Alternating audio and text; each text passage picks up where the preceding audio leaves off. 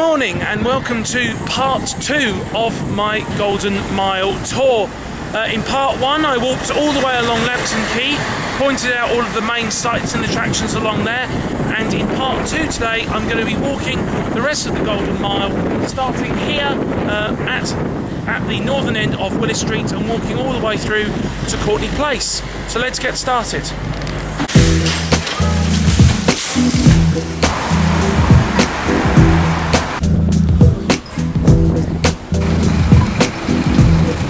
It's not really an attraction, but I just thought I'd point it out because it is one of the main features of this end of Willis Street. It is, of course, the Taste on Willis food court, which is an underground food court. But the interesting thing about the Taste on Willis food court is that all of the little food outlets down there are sort of niche one operation food outlets, so you don't get any of your traditional McDonald's or Tulsi or any of the like you won't find any of the brands that you would generally find, say, in the food court of a shopping mall. They're all very local, sort of central based food outlets that kind of only operate in the Taste on Willis, which makes it a very unique and interesting food court to go to. So if you want to try something different from just, say, a typical McDonald's, and you want to try a local business, check out the Taste on Willis.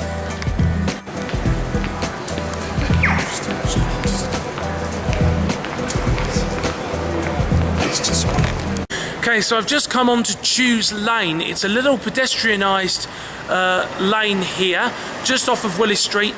It's mostly just full of apartments and a couple of cafes, and there's an office building as well. But it is one of the most iconic streets in all of Wellington, especially with that bit of building up there that actually stretches across the top of Chews Lane, making it, as I said, one of the most iconic streets in Wellington. It's certainly a very well photographed street in Wellington, simply just because of how pretty this little lane actually is. And if you're walking along the Golden Mile, then you'll probably want to stop for a little look. Also, if you do come here, then you really should read this about the heritage of Chews Lane. The lane is named after John Chew, which makes me wonder why they don't spell Chews Lane with an apostrophe, but never mind. But yes, if you want to know more about the heritage of Chews Lane, just off of the Willis Street, and there is this little billboard here which you can come and have a read of.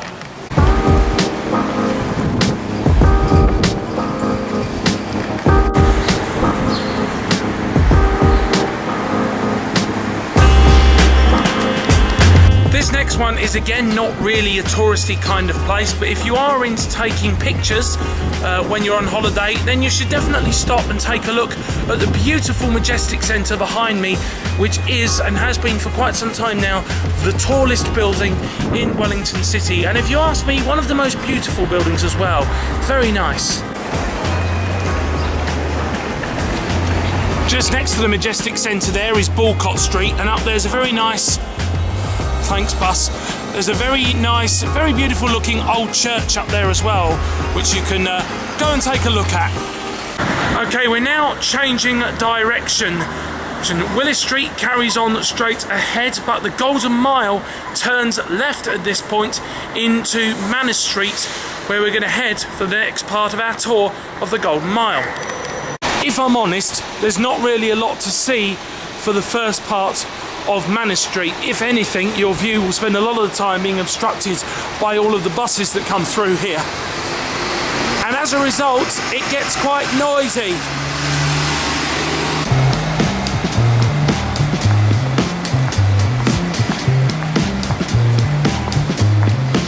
If you do manage, though, to avoid the peril of all the buses, then there is this very nice visitor centre here at the bottom of Conservation House, which is the home of the Department of Conservation. It's only a little visitor centre, but if you're walking through here, why not take 5 or 10 minutes to stop and have a look? If I'm honest, I say visitor centre, it's actually mostly just a gift shop for you to buy cheap souvenirs. But who knows, maybe you'll be able to strike up an interesting conversation with the cashier. I don't know. New Zealanders are always friendly like that. Okay, so now we reach this fork in the road, so we're going to go down there into the buses only zone, which is where the Golden Mile continues as we head towards Cuba Street. So let's go and take a look down this way. Probably the McDonald's is probably the main thing here. It's not a lot to see until we get further down this way as we head towards Cuba Street. Just another friendly Wellingtonian here waving at the camera. We do have a huge film industry in Wellington, I suppose, so I guess it's only appropriate that some of the locals want to get their turn on camera as well. One piece of advice I will give you is if you do fancy a bit of Burger King, don't go to the one here on Manor Street, because the service and some of the hygiene is pretty poor. If you do want Burger King, there's another one on Lambton Quay, or if you walk for about 5 or 10 minutes that way down towards Courtenay Place, there's another one down there, and both of them are a million times better than this one.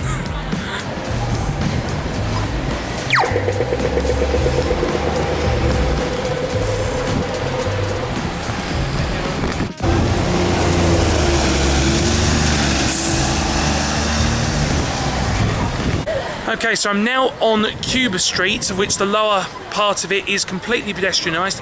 Very, very popular retail area. This end has kind of got all of the retail and shops, a lot of the brands that you would expect to find here. And then as you get further up, there are a lot of restaurants and bars and also nightclubs. This area and also Courtenay Place is kind of known as being the heart of Wellington City nighttime life. So very, very, very popular for that. Also, Cuba Street is of course famous for the bucket fountain, a very, very popular water feature and sculpture here. I'm not going to go into too many details about Cuba Street because technically it's a detour off of the Golden Mile, but there is a little billboard just up here, about halfway up the pedestrian bit, where you can read a little bit more about Cuba Street and to Arrow House and others.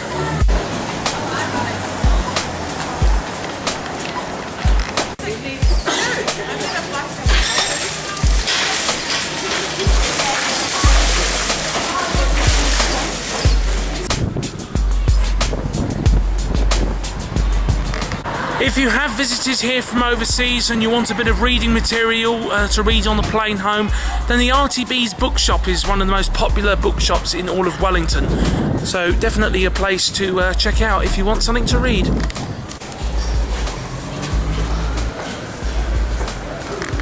Okay, so we're really getting into the Courtenay Place area now. There's lots to see here. There's the Opera House behind me here, which to be honest doesn't get used for much, and there's a few things to see up ahead.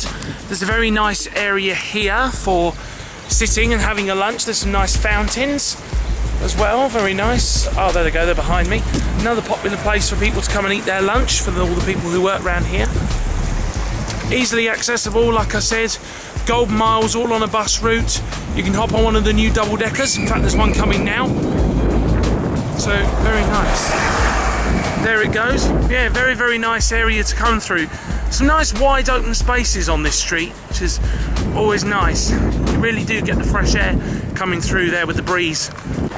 So I'm up by Courtenay Central now. We're nearly at the end of our tour, but across the road here is the aforementioned Courtenay Central. It's got a food court and is also home to the largest cinema in Wellington. It's a Reading cinema, so nice place to come if you want to see a movie. And then across the street from that is the St James Theatre, where a lot of shows get performed. If you're interested in ghost stories, the St James Theatre is said to be one of the most haunted places in Wellington, although whether you really believe in any of that is entirely up to you. But yes, I saw Jimmy Carr here at the St James Theatre.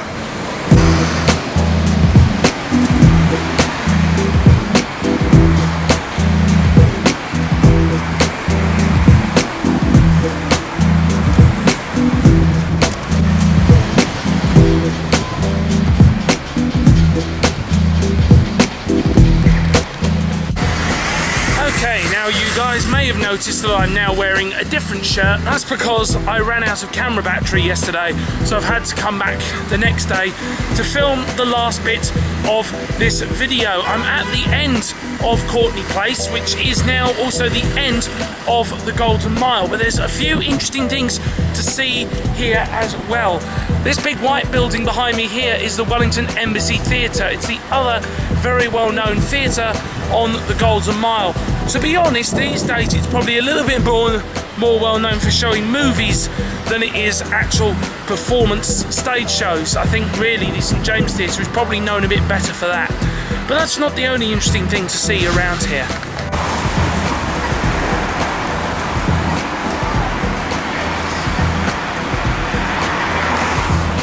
This very odd looking sculpture behind me is not some kind of weird sci-fi or Transformers robot.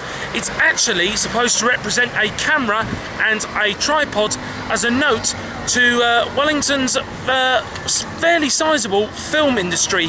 Wellington is known as being the kind of centrepiece of the New Zealand film industry, especially as we have the Weta Workshop in Wellington. Not on the Golden Mile though, that's somewhere else. And to finish off this video, I've now just come off of the end of the Golden Mile. Courtenay Place is behind me there, where that bus is currently sitting. And I just wanted to tell you something a little bit interesting about the end of the Golden Mile. So as you can see, there's this massive multi-laned road here, where there's 2 or 3 lanes going that way and 2 to 3 lanes going the other way.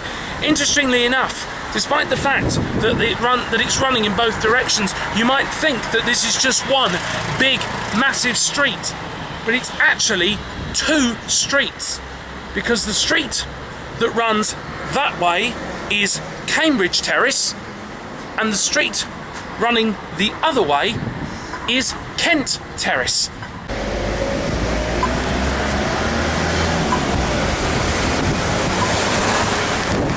And the last thing to point out on our Golden Mile tour is this big red thing behind me. This wooden carving, it's called a pōwhenua, which probably sounds wrong in my accent, I know. And it is just really, it's mainly a marker of the site of local iwi tribes from obviously the original times of the Maori before colonisation by the British. And you can find posts like this all around the country, in fact, not just here.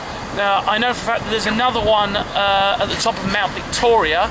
Those are the only 2 that I know off the top of my head, but there are definitely plenty of them around, and there's normally an information plaque about that particular one as well. There's one here, so yeah, if you're interested, do stop and have a read.